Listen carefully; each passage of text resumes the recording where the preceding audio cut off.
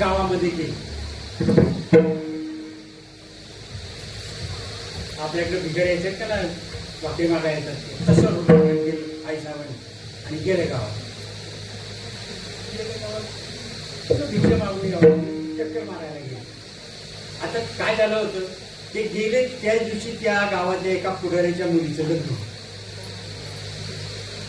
आता गेल्यानंतर ते भिक्षा मागायला गेले तर कोणी भिक्षा मागत ना, म्हणजे लग्न आहे तिकडे जेवायची सगळी व्यवस्था आहे, किंवा कोण मारतो तुला तिकडे जा जेवा, तिकडे उद्या कोणी वाढले नाही. आयच्या वाढल्या फिरलं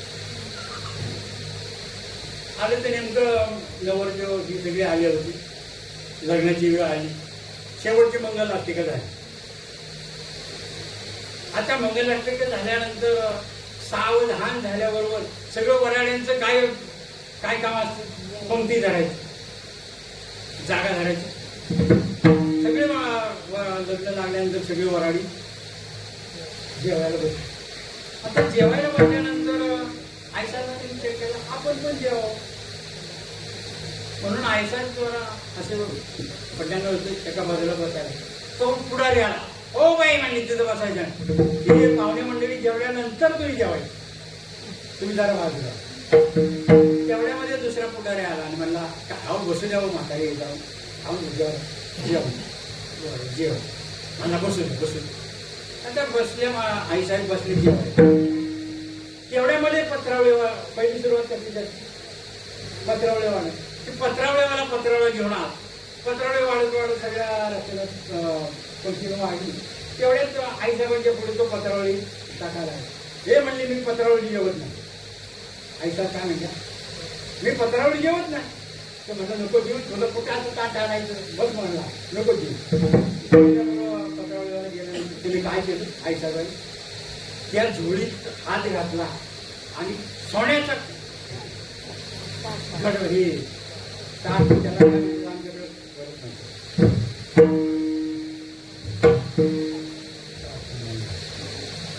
सामानासारखं असतं, सोन्याचं 1 किलोचं ताट बाहेर काढलं आणि काढल्याबरोबर सगळे असे पत्रावळी जेवत नाही, सोन्याचं ताट झालं. दही भात शिरा आमची वाढायला लागल्यानंतर पाणीवाला आला. पाणीवाला पाणी पाणी पाणी ग्लास असते का ना आपल्याकडे, वाऱ्याने देऊन जायचं. तो ग्लास वाढ म्हणले, नाही मी गेल्या ग्लासात पाणी पिलं. मला नको पिऊ, तुला कुठे काय ग्लास आणायचं. आईसाहेबांनी काय केलं, झोळीमध्ये हात घातला आणि सोन्याचा गरबा काढला. या मूर्तीने झडकलेला होता. तो काढल्याबरोबर लग प्रकार पडला त्याच्यामध्ये. सगळे लोक आश्चर्याने बोलू लागले, तुझं वेळ काय आणि त्या धुळीमध्ये काय. सगळं सोन्याचं गडवा आणि सोन्याचं सामान ताट घेतलं, जेवले. आता मंडळींचं सगळ्यांचं लक्ष झालं की अशी ही गोसावी आणि एवढं सामर्थ्य. सगळ्या मंडपामध्ये त्या तांब्याचा प्रकाश पडला. हिरे माणिक मोती त्याला लावलेले होते त्याच्याकडे. झालं जेवण सगळ्यांची झाली आणि जेवण झाल्यानंतर झालेलं उठायला लागले लोक. त्या गलास घेऊन केलं गेलो. आईसाहेबांनी काय केलं, तो तांब्या होता त्या ताटामध्ये हात घेतला आणि तो गडवा तांब्या गडवा आणि ताट तसेच ठेवलं आणि आईसाहेब उठल्या आणि आपली जोडी घेतली आणि निघाले. लोक म्हणे, ओ बाई ते तुमचं ताट. हे म्हणजे ताट घेत नाही, मी एक वेळ जेवलेल्या ताटात दुसऱ्यानं जेवत नाही. एक वेळ जेवलेल्या ताटात मी दुसऱ्या वेळेला जेवत नाही. माझा असा नियम आहे की जे ज्याच्याकडे जेवलं त्याला ते ताट आणि तांब्या द्यायचा. मी ज्याच्याकडे जेवेल ना, ज्याचं जेवण असेल त्याला तो ताट आणि तांब्या. असं आईसाहेब त्या लोकांना बोलू लागल्यानंतर सगळे लोक चकाकले. पण म्हणले, माझी एक आट आहे, मी दुसऱ्या कोणाकडे जेवत नाही. ज्याच्या गळ्यात माळ नसेल ना त्याच्याच घरी जाणार. आता काय करायचं. ते सरपंच आले म्हणजे, थांबा, तुम्हाला काय माहिती, अहो म्हणले तुम्ही पुढे आला, तुमच्याकडे 2 माळा आहे. काय नाही म्हणले, तुम्ही काळजी करून आता काढतो तुमच्या समोर, आता तुमच्या समोर काढतो. नाही म्हणले, मी माझा असा नियम आहे की ज्याच्या गळ्यात माळ नसेल त्याच्या घरी जेवणार, आणि त्याला गडवा सोन्याचं आणि ताट सोन्याचं त्याला देऊ द्या. असं मग सगळे लाईन लागले ना, काय आमच्याकडे उद्या, तुम्ही परवा आमच्याकडे, आम्ही जिलेबी करू, आम्ही लाडू करू, असं प्रत्येकाचं तांबे आणि ताट. सरपंच म्हणले, ही तुमच्या समोर माळा काढतो, उद्या आमच्याकडे जेवायला. ती म्हणली काय हरकत, पण माझा नियम आहे, ज्याच्या गळ्यात माळ नसेल त्याच्या घरी जेवायला. म्हणजे काय हरकत नाही. आणि म्हणून गेले. दुसऱ्या दिवशी आले सरपंच, यांनी सगळ्या माळा काढल्या, ठेवल्या, जेवले त्याचे. असं सगळीकडे नंबर लागले ना प्रत्येकाचे. ज्यांनी माळा घातल्या होत्या ना, त्या सगळ्या माळा काढल्या आणि ते टाकल्या. सगळे बुवा होते ते सगळे 5 झाले. 5 सगळे 5 झाले. आई साहेब महिनाभर राहिला. महिन्यामध्ये एकाच्या गळ्यात सुद्धा माळ राहिली. आणि त्यांना सांगितलं होतं हे वर्षभर मोडायचे नाही, हे अमूल्य तो गडवा आणि ताट नाही म्हणले, एवढा अमूल्य का मी मोडणार आहे. 1 महिना झाला, सगळ्या लोकांना तांब्या ताट सोन्याचं मिळालं सगळं. आणि आईसाहेब गेले कुठं, क्षीरसागराच्या ठिकाणी गेले. भगवंताला सांगितलं, ऐकलं का, बघितलं का त्या गावाची काय स्थिती झाली. सगळ्यांनी माळा काढल्या. म्हणजे हे वैराग्य नाही बघा. त्यावेळेला लक्ष्मी आई साहेब म्हणतात, येर बहुत जोडली किरटी जयांची भजनी भोगासाठी, ते आशा तीव्र दृष्टी विषांत झाले. आई साहेब म्हणतात, हे लवाड स्वार्थी, स्वार्थासारखी भक्ती करणं खोटंपणा आहे. त्यावेळेला मग भगवान आले त्या गावात. आणि म्हटले, एवढ्या गळ्यात माळ नाही, काय झालं का, काय काय झालं तिथे, खावं मुली वेळ अशी लबाडी करणं देवाच्या ठिकाणी बरोबर नाही. स्वार्थासाठी तुम्ही सगळे माळा काढून टाकल्या. स्वार्थात काय परिणाम झाला बघितलं का तुम्ही. बघतात तो घराची जो ताट होतं ना सोन्याचं, त्याची झाली पत्थरावली. आणि ते ग्लास होते का आपला वाऱ्याने उडत जातात ते, तसे ग्लास त्या तांब्याचे. तांब्या बी गेला, ताट बी गेलं, आणि इकडत पण गेली.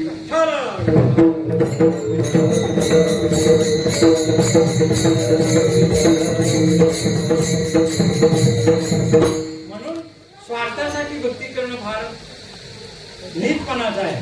त्यावेळेला आपण कुठपर्यंत आलो होतो, 2 प्रकारचं दारिद्र्याचं दुःख जातं, जीवाचं दुःख जातं, आणि तिसरं जीवाच्या पाठीमाग अनाधिकारापासून लागलेलं जीव जन्ममानाचे जो दुःख आहे, ते दुःख कसं निवृत्त होईल. कारण ह्या जीवाला जन्ममानाचं दुःख भोगावं लागलं. कारण जीव हा परब्रह्म आहे. ममांशो जीव लोके जीवभूत सनातना मनशक्ती इंद्रियानी प्रकृतीस्थानी करते. जीव हे माझे अंश आहे. आणि मग त्यांना जन्ममानाचं दुःख का भोगावं लागलं. कारण माझं स्वरूप असणारं जीव का मग जन्ममानाच्या दुःखात सापडली, तर त्याला एक कारण झालं. कारण हे जीव आपलं खरं स्वरूप विसरला. कशामुळे विसरला. त्या जीवानं देहाचा संग करून इंद्रियाच्या द्वारा विषय भोग भोगण्याकरता भोगून आपलं जे खरं स्वरूप आहे ते खरं स्वरूप तो जीव विसरला आणि त्या विषयाच्या पाठीमागे जावं लागलं. महाराजांच्या प्रमाणे विषय उडी उडले जीव आता यांची कोण करेल की जे नारायणी भाव पावने ठाव नरदेव प्राप्त झाला तरी पण हे दुःख तो जीव ते विसरला. आपलं खरं स्वरूप तो विसरला. मग आता त्या जीवाला खऱ्या स्वरूपाची ओळख करून देण्याकरता काय करायला पाहिजे. त्याचं जे खरं स्वरूप आहे, ममांश म्हणतात ना, भगवान म्हणतात हे सर्व माझे अंश आहेत. ममांश लोके जीव गीतेमध्ये सांगितलं ना, माझे नाव पण का झालं तर विषयाच्या पाठीमागे गेले आणि आपल्या खऱ्या स्वरूपाचा त्यांना विसर झाला आणि तो विसर अज्ञानामुळे झाला आणि तो विसर ते अज्ञान घालवण्याकरता काय पाहिजे? ज्ञान पाहिजे. त्या विसराची अज्ञानाची निवृत्ती करण्याकरता ज्ञान पाहिजे. इतर कुठल्याही साधनानं ते अज्ञान जाणार नाही. निळोबारांची जोडले बघा, नाना साधनाच्या केल्या घटपटा तरी त्या नपवती याच्या दारवंटा जाणू जाता जाणी गाली आडफाटा योगाभ्यासी रिद्धी रोज जाती वाटाव आईशे शोधियेले मार्ग नाना परी नये प्रचिती मग सांडियेले जोडी निळावणे करू संसार गोरी. त्या साधन त्या साधकाला त्या साध्यापर्यंत पोहोचू शकत नाही. मग कोणतंही साधन घ्या, साधनं शास्त्राने सांगितलेली आहेत, आयुर्वेद असा भाग नाही, पण ती साधनं आचरण करण्याकरता त्याचं योग्य प्रकारे आचरण आपल्याकडून होत नाही. सर्वसामान्य माणूस आपण तीर्थयात्रेला गेलो तर सगळे आपण काय म्हणतात नाही का आल्यानंतर तुझ्या पण त्याचा अर्थ काय म्हणतात? मावद. तू तीर्थयात्रा करून आले ना, तू वद म्हणजे सांगू नको.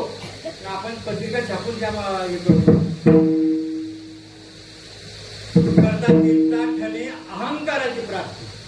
ही साधनं आहेत, पण त्या साधन साध्य करत असताना नको तो विषय निर्माण होतो.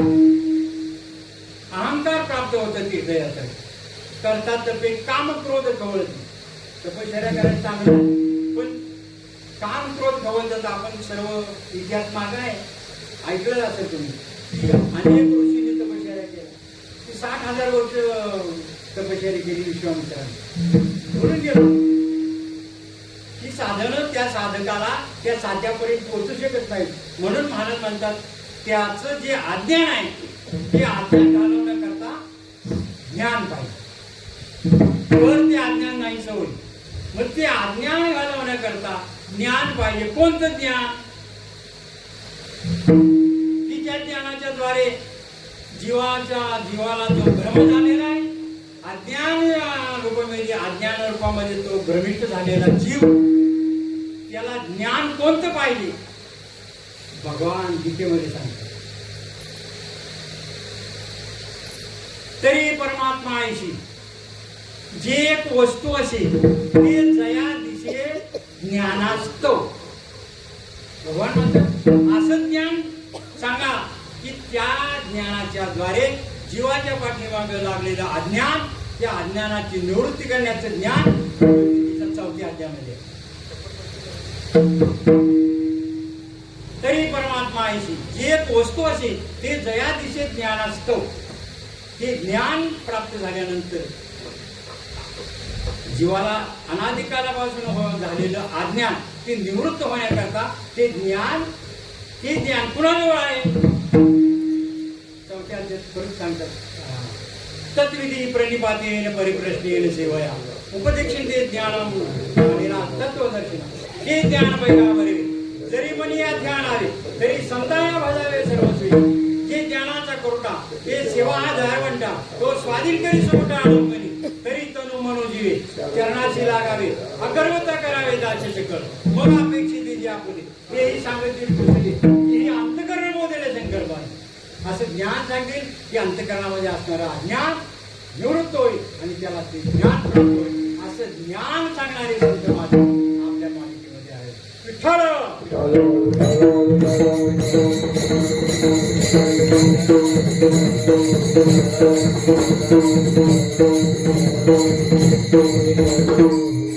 आणि असं जे ज्ञान आपल्याला सर्वांना गावाने दिलेलं. दुसरं ज्ञान श्रेष्ठ नाही. जगाचे आद्य फेडतू स्त्रियांची रावळे उघडे तू निघे जैसा भास करू प्रदक्षिणे. सूर्याची प्रदक्षिणा आहे, अख्ख्या जगाचा अंधार नाहीसा करतो. असं ज्ञान बाबांनी आपल्याला दिलेलं. त्याच्यापेक्षा ज्ञान श्रेष्ठ नाही कुठं. शास्त्राचा धाडोळा घ्या, पुराणामध्ये बघा, भागवतामध्ये बघा, ज्ञानेश्वरीमध्ये बघा, तिथे कुठेतरी आपलं सुख लागतं. आणि असं जे ज्ञान ते आपल्या संतांच्या जवळ आहे. म्हणून महाराज अभंगाच्या पहिल्या त्यांना सांगतात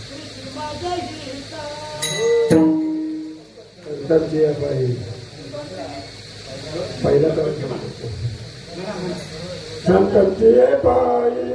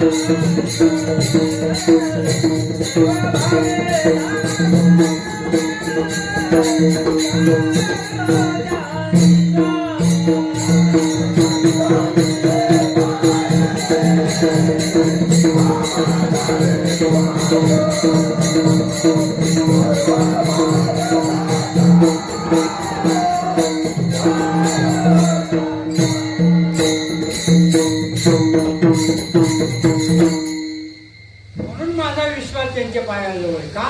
तेच माझे हित करते सकळ, जेणे हा गोपाळ कृपा करेल. तेच माझं हित करतात. तेच करतात. घरात कुटुंबातले आपली माणसे का आपलं हित सांगत नाही?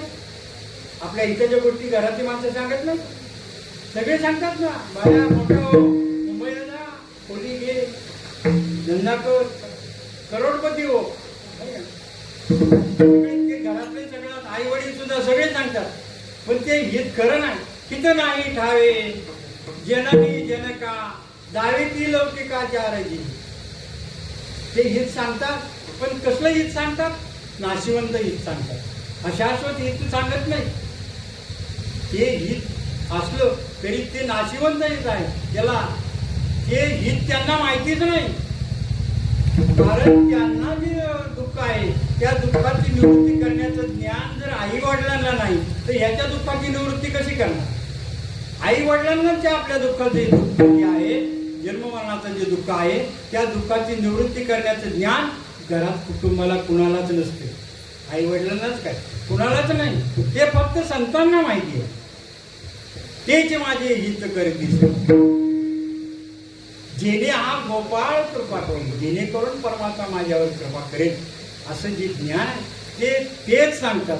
तेच माझे हित करती सकळ, जेणे हा गोपाळ कृपा करेल. ते तिसऱ्या चरणात सांगतात तुम्हाला जर श्रम झाला, परमार्थ करत असताना कष्ट लागतात. परमार्थ करायला सुरुवात करा, मग कसं काय म्हणतात, लय माळा घातल्या इथं सुरुवात आहे. तिसऱ्या चरणामध्ये महाराज सांगतात, बोला.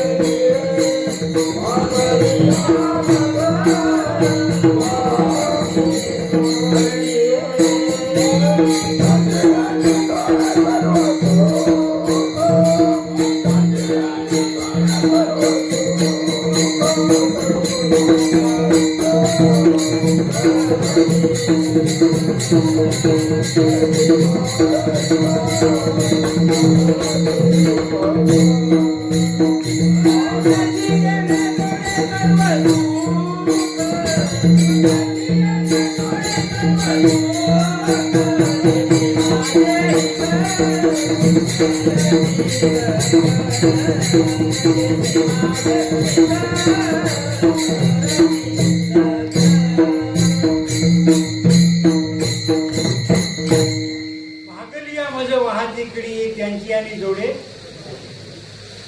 संसार परमार्थ करत असताना साधक शिनला जातो, श्रम होतात त्याचे. आणि त्या श्रम झाल्यानंतर तो कदाचित त्याचं कोवळं वैराग्य तो मागे फिरण्याचा संभव असतो. त्यावेळेला त्याला बोध करतात, अरे बघ ना त्या तुकोबरायांना किती त्रास दिला लोकांनी, बघा ना त्या ज्ञानोबरायांना किती त्रास दिला. बलवान इंद्रियग्राम, इंद्रिय फार बलवान आहे, साधकाला आवडतं फार कठीण, बलवान आहे. इंद्रियांना, या इंद्रियांनी सर्वांना जिंकलं, पण साधूला जिंकता आलं.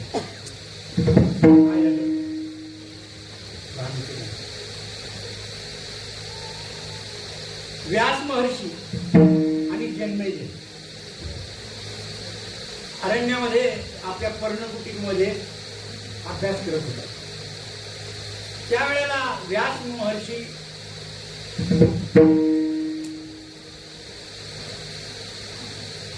आपले दोन ग्रंथ कोणते, रामायण आणि महाभारत, त्या महाभारताचं विश्लेषण करतो. त्यावेळेला व्यास महर्षीने लिहिलं, इंद्रियग्राम, बलवान इंद्रियग्राम विद्वाना मपकर्षे, श्लोक लिहिला व्यासाने. त्यावेळेला जन्मेजय म्हणू लागला, महाराज तुम्ही म्हणते लिहिलंय ना ते चुकीचं आहे. कसं आहे? नाही नाही, बलवान इंद्रियग्राम विद्वाना मपकर्षे. नाही ना, व्यास म्हणले तसं नाही, विद्वानांना सुद्धा इंद्रिय लोळवतात. मोठमोठे पाठीमागे बघा ना, इंद्रा पडली बघी चंद्र झाला का, मोठ्या मोठ्यांची अवस्था आहे. आपले कोण पथ्य झाड का पथ्य. बलवान इंद्रियग्राम आहे. नाही नाही, असं लिहा की बलवानाला इंद्रिय काही त्रास देत नाही, त्याला इंद्रिय, त्या बलवान माणूस, बलवान विद्वान माणूस या इंद्रियाला जिंकतो. व्यास म्हणले नाही, नाही म्हणले जिंकतो. बर म्हणजे असं बघ. ते लिहिता लिहिता थांबले, जेवणाची टाइम झाली. आणि काय झालं, व्यास महर्षी म्हणले मला 2 दिवस जरा बाहेर जायचं. व्यास महर्षी आपली विस्तारा वगैरे बांधला, म्हणजे 2 दिवस मी येणार नाही, गेले बाहेर. पर्णकुटीमध्ये कोण एक गेली. आता दुसरा दिवस उजाडला, संध्याकाळी 4 वाजण्याची वेळ झाली. पाऊस आला, पाऊस थोडं पाऊस आला. पाऊस आल्यानंतर काय झालं, ते राहुटीमध्ये पर्णकुटीच्या मध्ये एकटेच होते. तेवढ्यामध्ये काय झालं, व्यास महर्षी आले. पण कशी आले, सुंदर एक स्त्रीचं रूप धरून, एकदम सुंदर स्त्रीचं रूप धरून आले. ते रस्त्यानं आले आणि हे पर्णकुटीचं बघतात किंवा एवढं पाऊस पडतोय आणि ही पावसामध्ये दिसते. ते दरवाज्यावर आले आणि म्हणले, का हो पावसामध्ये दिसतात, इकडे या पर्णकुटीमध्ये या. आणि एवढ्या जंगलामध्ये तुम्ही का फिरता? काय नाही म्हणजे मला माझ्या मताप्रमाणे मला वर विषवतो. म्हटलं कसा पाहिजे? बलवान पाहिजे, शूर पाहिजे, औदार्यवान पाहिजे. जन्मेजय म्हणाला, मी सगळ्या ह्याच्यात बसतोय म्हणजे माझ्याबरोबर तुला जे करायला कोण आहे ते ऋषी. मनामध्ये विचार कर चालेल म्हणलं, आपण जर मी त्या योग्यतेचा आहे असं जन्मेजयाला वाटलं. म्हणलं या आतमध्ये या. ती इतके रूपवान होते, तिच्या अंगावरचे सगळे वस्त्र पर्णकुटीमध्ये बोलवलं. आणि त्याच वेळेला त्या जन्मेजयाच्या अंतःकरणातला काम झाला. तुम्ही माझ्याबरोबर लग्न कराल का? कोण विचारते? जन्मेजय. बलवान इंद्रिय ग्राम, विद्वाना मग करायचे. ती बाय म्हणू लागली, चालेल तुझ्याबरोबर लग्न करेल, पण माझी एक अट आहे. म्हणले काय? काय नाही म्हणे, मला खांद्यावर या घेऊन या झोपडीला या पर्णकुटीला 5 प्रदक्षिणा घातल्या की मी तुमच्या गळ्यात. म्हणजे बरे जन्मीला म्हणजे बरे चालेल, बसा खांद्यावर. ते कोण होते? व्यास महर्षी बसले त्या जन्मेजयच्या खांद्यावर आणि त्या पर्णकुटीला प्रदक्षिणा घालायला सुरुवात. 4 प्रदक्षिणा घातल्या आणि 5वी प्रदक्षिणा घालताना काय झालं, वर जे बसले होते ना व्यासवर, त्यांची जी जाडी आली ना त्या खांद्यामध्ये त्याच्या डोळ्याच्या इथपर्यंत आली. त्यामुळे डोळ्यात दिसना पुढे काय नसतं. तेव्हा त्यांनी वर पाहिलं तर व्यास जाग्यावर काय स्थिर झाली ती आणि उतर. मग व्यास म्हणजे, जन्मेजया बलवान इंद्रिय ग्राम, विद्वाना मपकर्षिती का अपकर्षित. महाराज म्हणजे मपकर्षित, इंद्रिय फार बलवान आहे आणि अशा इंद्रियांना ताब्यात ठेवण्याचं ज्ञान साधू संत त्या साधकाला देतात. म्हणून म्हणतात, तेच माझे हित करती करू देणे हा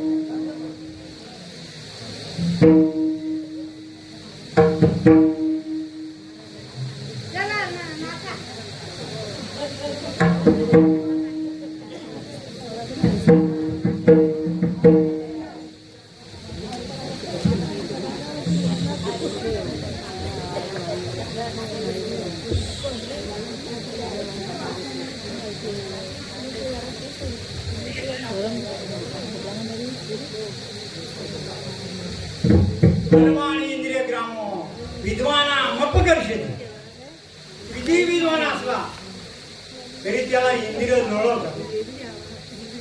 फार बलवान आहे ती इंद्रिय, पण ते संत त्याची संतांना जिंकू शकले नाही.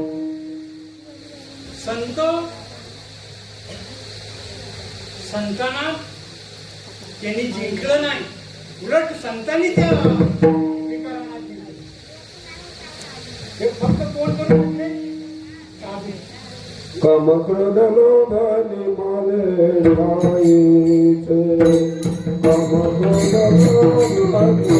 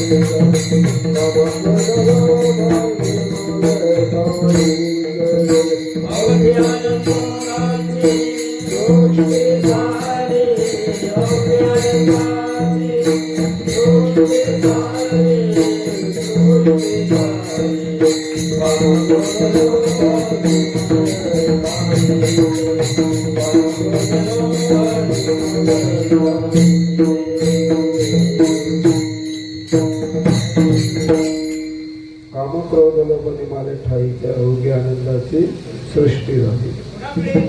संतांना इतरांचे का लोळवतात सगळ्यांना. बलवान आहे ती इंद्रिय. सर्वांना विनंती आहे माझी, तुमची क्षमा मागून सांगायला आपल्या संप्रदायाचं काय श्रेष्ठत्व आहे, आपल्या संप्रदायामध्ये काय महात्म्य होऊन गेले. दगडू बाबांचे शिष्य गुरु मनु महाराज, बरोबर. दगडू बाबांचे गुरु मनु महाराज, त्यांना 40 शिष्य होते, फक्त 40. काय झालं? बाबा मिलमध्ये कामाला होते, वरलेला होते ना वीज त्या. बरेच दिवस झाले मनु महाराज वयोवृद्ध झाले. दगडू बाबांचं लग्न झालं, अनुसया माता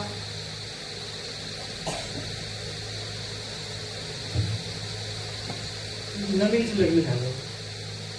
त्यावेळेला मनु महाराज सगळी शिष्य मंडळी आपण बसतो का तशी बसली. त्यावेळेला मनु महाराज म्हणू लागले, ऐकलं का, मला एक बायको पाहिजे. सर्व शिष्य मंडळी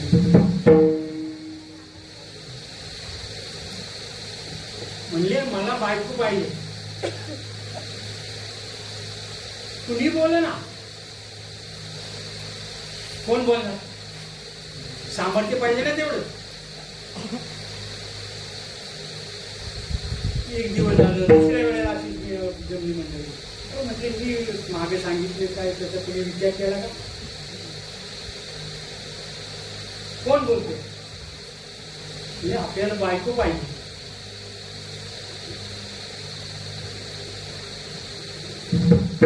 असं 4-6 महिने गेले, एक गैरहाजरी झाली सगळ्यांची.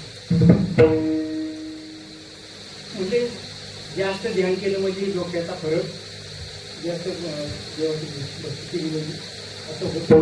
लोकांचा विचार, लोक यायची बंद झाली ना. दगडू बाबा म्हणजे अरे म्हणजे मी सांगितलेलं काय डोक्यात आहे का नाही तुझ्या? असं काय होतं त्यांचं बोलणं. हा म्हणजे त्याचा विचार होईल. 4-8 दिवस गेले आणि एक दिवस दगडू बाबांनी अनुसया मातेला एक साडी दिली दिसेल तर म्हणजे जायचं बाबा त्याच खोलीचं बरं का बाबा होते आपण गेलो त्याच खोली दार उघडलं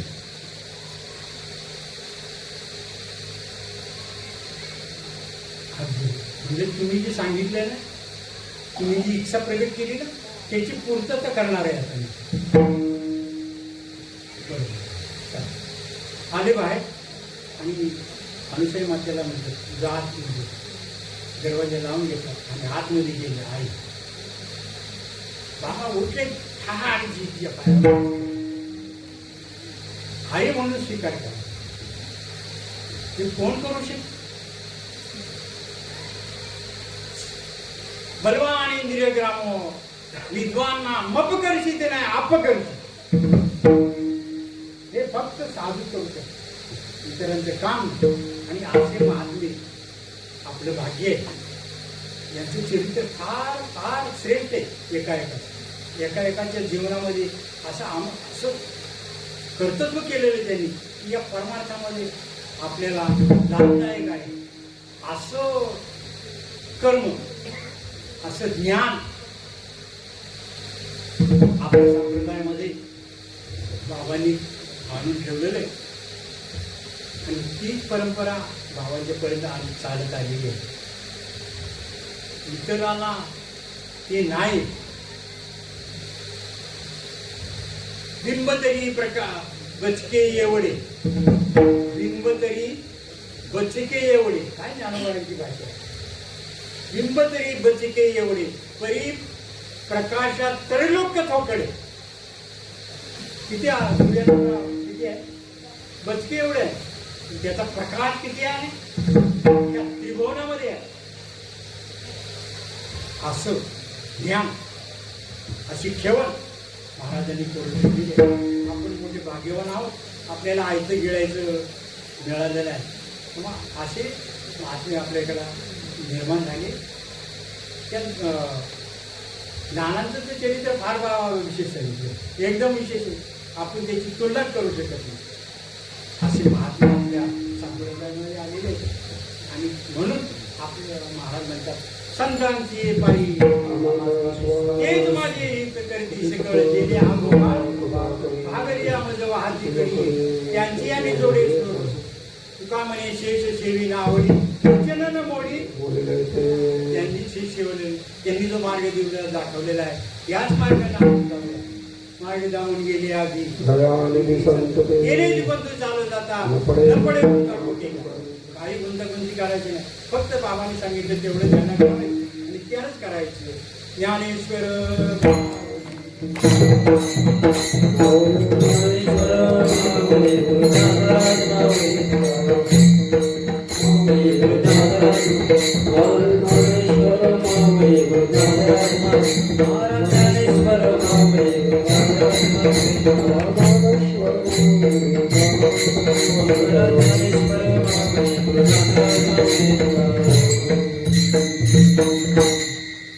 झालेली सेवा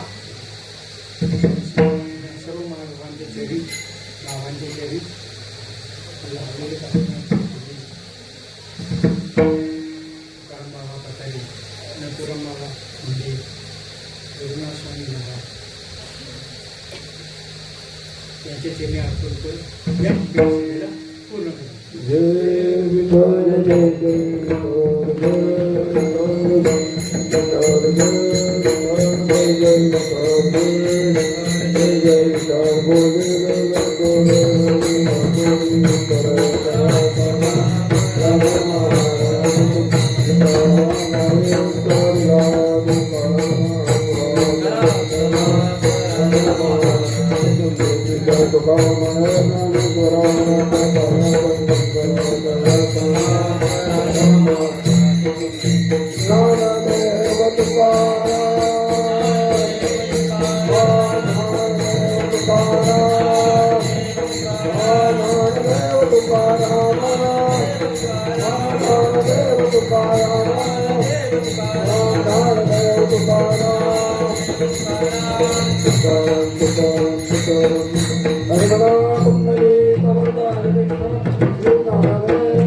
Hare